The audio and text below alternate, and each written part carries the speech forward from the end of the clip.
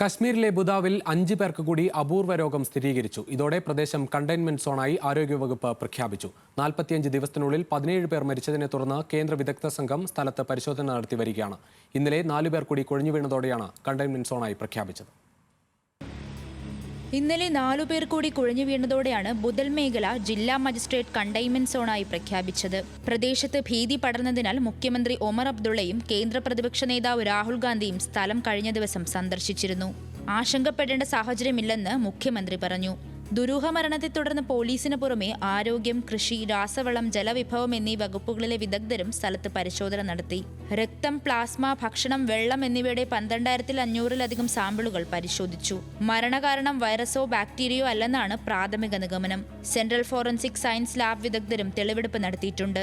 NCDC, ICMR അംഗങ്ങൾ ബുദലിൽ തന്നെയുണ്ട്. സമീപത്തെ ജലസംഭരണിയിൽ കീടനാശിനിയുടെ അംശം കണ്ടെത്തിയിരുന്നു.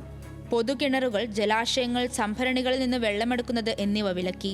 മരിച്ചവരെയെല്ലാം ബന്ധിപ്പിക്കുന്നത് വിവാഹ സൽക്കാരമാണെന്ന നിഗമനത്തിൽ ഭക്ഷണ സാമ്പിളുകൾ Lucknow institute of toxicology research സെന്ററിൽ അയച്ചിട്ടുണ്ട്. 2024 ഡിസംബർ 5-ന് രജൌരിയിലെ ബുദൽ ഗ്രാമവാസിയായ ഫസൽ മകളുടെ കല്യാണത്തിന് ഭക്ഷണം വിളമ്പിയ ശേഷം രോഗബാധിതനായി കാണപ്പെട്ടതോടെയാണ് സംഭവങ്ങളുടെ ചുരുളഴിയുന്നത്. വയറുവേദന, ഛർദി, ക്ഷീണം എന്നിവ അനുഭവപ്പെട്ട ഫസൽ ആശുപത്രിയിൽ പ്രവേശിപ്പിച്ച് 2 ദിവസത്തിനുള്ളിൽ മരിച്ചു.